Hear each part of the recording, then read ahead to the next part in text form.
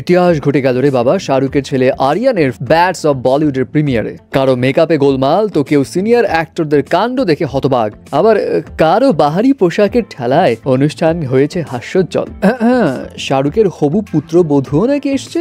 ঘটনা কিন্তু অনেক আছে, সঙ্গে থাকুন, মজা পাবেন। প্রথমত আরিয়ানের অনুষ্ঠানে অফকোর্স তার ফুল ফ্যামিলি প্রেজেন্ট থাকবে, সবাই ব্ল্যাক, খালি মাঝখান থেকে সুহানা আলাদা। বাদশার মেয়ে বলে কথা, কিন্তু বেচারা আরিয়ান নিজের প্রিমিয়ারে এসেও বাপের ছবি তুলতেই ব্যস্ত। বড় ছেলেদের অনেক দায়িত্ব রে বাবা। আর এই ছবি তোলার সেশনে বেচারা ভাগ্যটাই খারাপ, ভাবসাব নিয়ে একদম পিছে দাঁড়িয়েছিল, কিন্তু সিনিয়র মানুষ ববি দেওয়ালকে নিচে বসে থাকতে দেখে কি আর করার, জয়েন করে বসলো। ছেলে কিন্তু ভালো আছে, আবার ব্যাপক ছুপা রুস্তামও আছে। শুধু তার ফ্যামিলি আসে নাই, তার ব্রাজিলিয়ান রিউমার গার্লফ্রেন্ড লারিসা বনিসিও এসছে। এখন এই রিউমার কাপল একসাথে না থাকলেও পাওয়ার কাপল হয়ে হাজির হয়েছিল রণবীর অ্যান্ড আলিয়া। ম্যাচিং এই হোয়াইট গেটআপে দুজনকে সুপার এলিগেন্ট লাগলেও অজয় দেবগন অ্যান্ড কাজল যখন হাজির হয় তখন পাবলিক মজা নেওয়া শুরু করলো।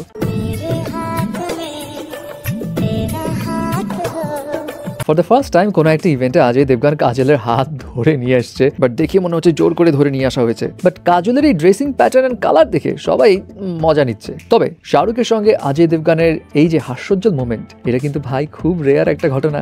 The beep beeps of Bollywood.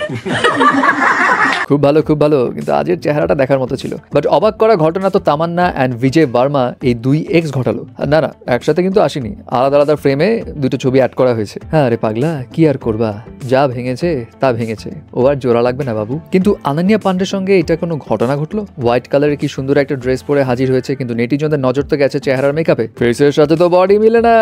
জাজ তো করতে মন চায় না, কিন্তু তাও মানুষ জাজ তো করবে। অ্যান্ড চালাকে লেট দেম জাজ সহ আরো কিছু ব্রাউন টি শার্টের কালেকশন রয়েছে হেভি করা, সো দেখে আসতে পারেন কিন্তু। অ্যান্ড আনন্যাও মেবি জানে তার মেকআপে হয়েছে গোলমাল, দ্যাটস ওয়াই তার বেস্টি শানায়া কাপুরের আশেপাশেই সে ছিল না। কারণ আর যাই হোক, শানায়া কাপুরকে কিন্তু স্টানিং লাগছিল।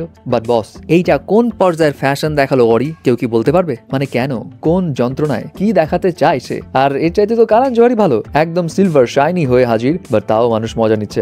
আরে